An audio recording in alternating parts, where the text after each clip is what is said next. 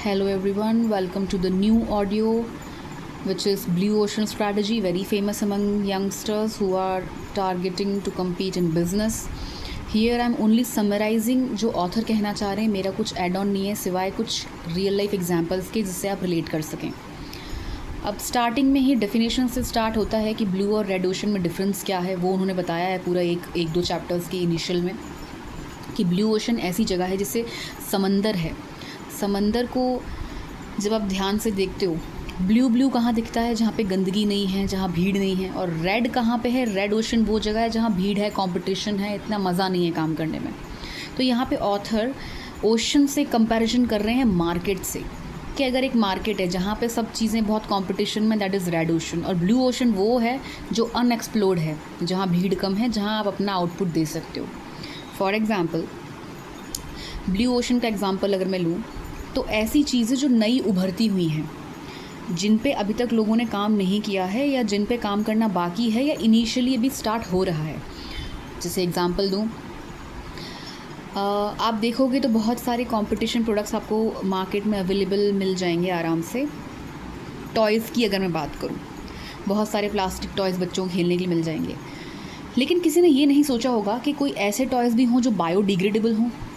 तो आपने toy market को देखा तो सही कि बच्चों के खेलने की ज़रूरत तो है, बच्चे तो बॉर्न होते ही रहेंगे, लेकिन उसके अलावा हम ऐसा क्या चेंज कर सकते हैं, इनोवेशन कर सकते हैं जिससे मेरा प्रोडक्ट बिल्कुल हट के आए और इनोवेटिव लगे, जिससे मुझे बाकियों से कम्पीट करने की ज़रूरत ही ना हो. तो उसको कहते हैं ब्लू ओशन. तो अगर आपने उसी मार्केट का कुछ ऐसा इनोवेशन कर दिया, उसी मार्केट में कुछ ड्रॉबैक्स देख के कि क्या जनता मांग रही थी, वो चीज़ आप अगर दे पाए तो वो आपको ब्लू ओशन में धकेल देती है. इसका मतलब क्या है कि रेड ओशन में सब एक जैसे प्रोडक्ट बेच रहे होते हैं, प्राइस वॉर चलती रहती है, फिर उसमें कस्टमर देखता है जो सबसे सस्ता लगेगा और बढ़िया क्वालिटी देगा वो हम खरीद लूँगा. जबकि हमें क्या करना है, ब्लू ओशन क्या कहता है, एक नई दुनिया होती है जहाँ कोई कंपटीशन नहीं है. जैसे बायोडिग्रेडेबल टॉयज़ के बारे में तो शायद ही किसी ने सोचा होगा, और सोचा भी होगा तो इनिशियली स्टार्ट किया होगा. तो आप तो वहाँ पे एकदम हटके हो गए, तो आप वहाँ पे लोन सर्वाइवर हो गए, लोन कॉम्पिटिटर हो गए. तो आपको ऑब्वियसली ऑर्डर्स मिलेंगे ही मिलेंगे. तो इसका गिव अवे क्या है? कम्पीट मत करो, क्रिएट करो. चैप्टर नंबर 1 ये कहता है कि नेवर कम्पीट बट क्रिएट.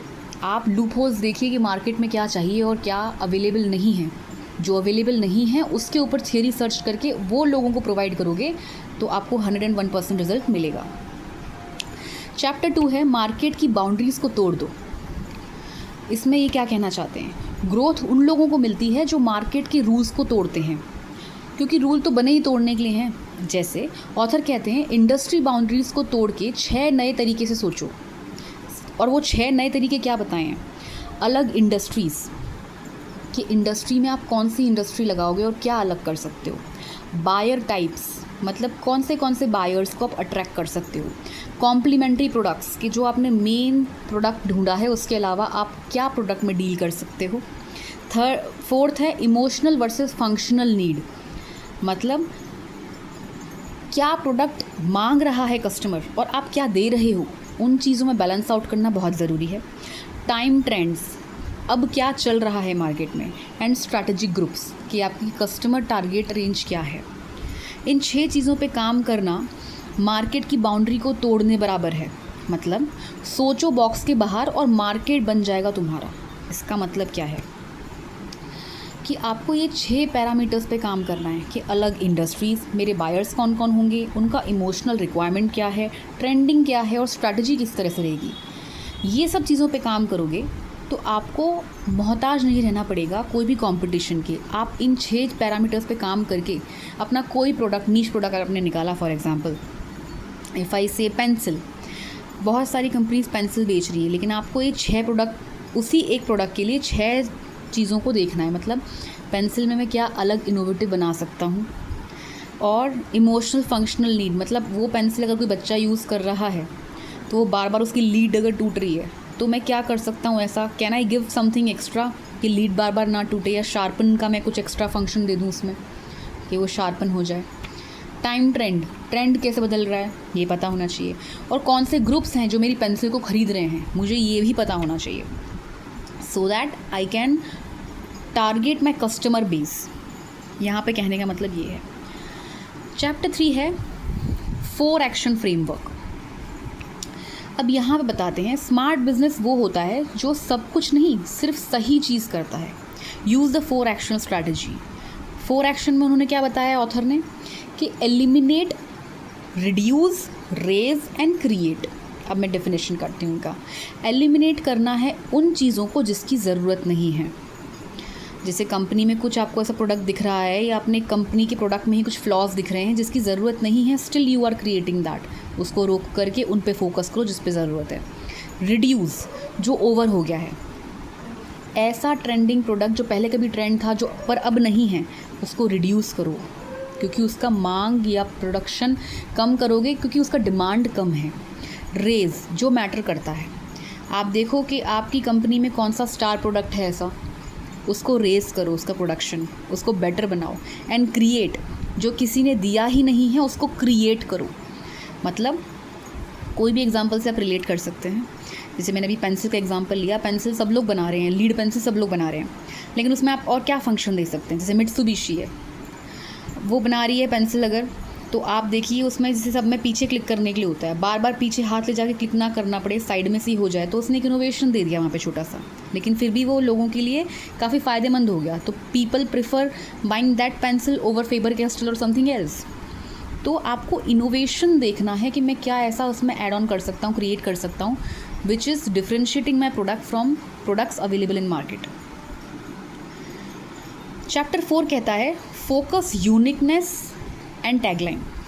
ये क्या कहता है? हर सक्सेसफुल कंपनी में 3 चीज़ें होती हैं, फोकस, अलग सोच और एक ज़बरदस्त टैगलाइन। मतलब जैसे सर्की दु सोलेल ने सर्कस को म्यूज़िकल शो बना दिया, no animal, no clown but global hit. अब यहाँ पे ये एग्जांपल क्यों दे रहे हैं कि be clear, be unique, be remembered. आपको फोकस से मतलब कि आपको फोकस रखना है कि यूनिक बनने के लिए, सबसे अलग बनने के लिए। जैसे पहले के ज़माने में पता होगा आपको कि सर्कस का बड़ा ट्रेंड था, जानवर घूम रहे हैं स्टेज पे और शेर को मास्टर रिंग पहना रहा है, ये वो। बट यही चीज़ को उसने देखा कि जनता तो आ रही है।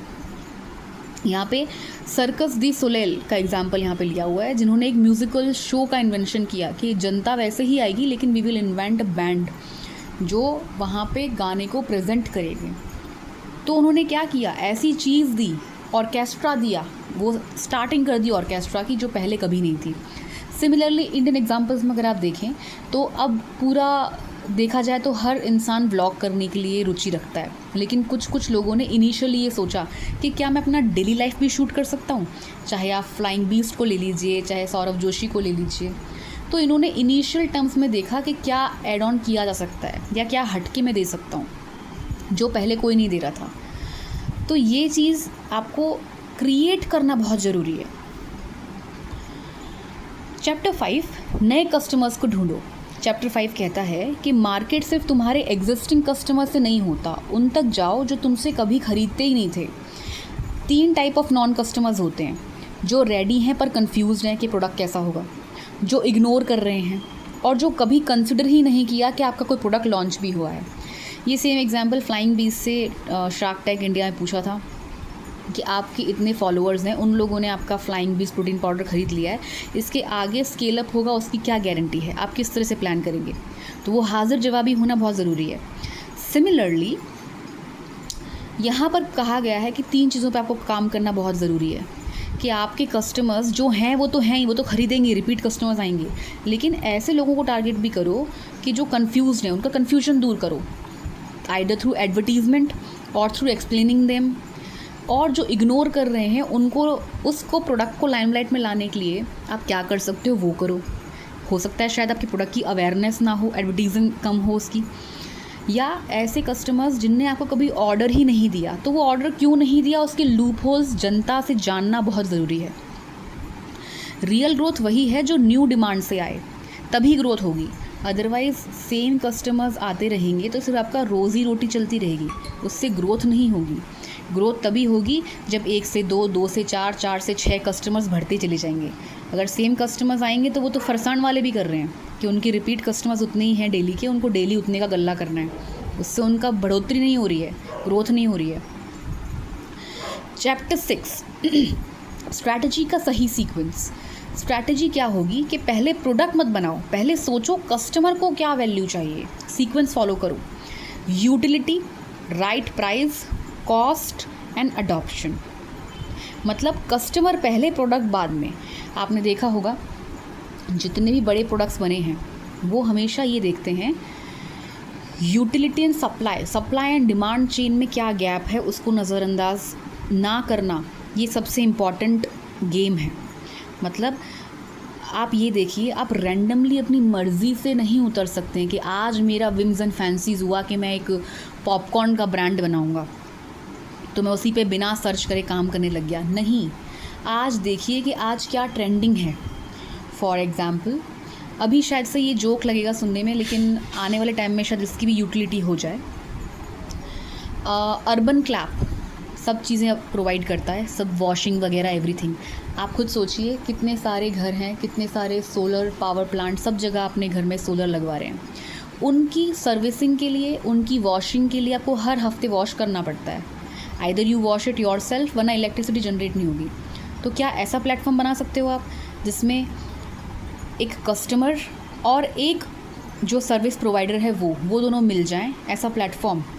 तो ये क्या हो गया, क्रिएट या एक इनोवेशन हो गया जो अभी तक किसी ने सोचा नहीं है, पर आप सोच सकते हो कुछ नया। तो यूटिलिटी क्या है, लोगों को क्या चाहिए ये, और वो भी राइट प्राइस में, सही प्राइस, और उसका कॉस्ट आपको कितना पड़ रहा है वो भी पता होना चाहिए।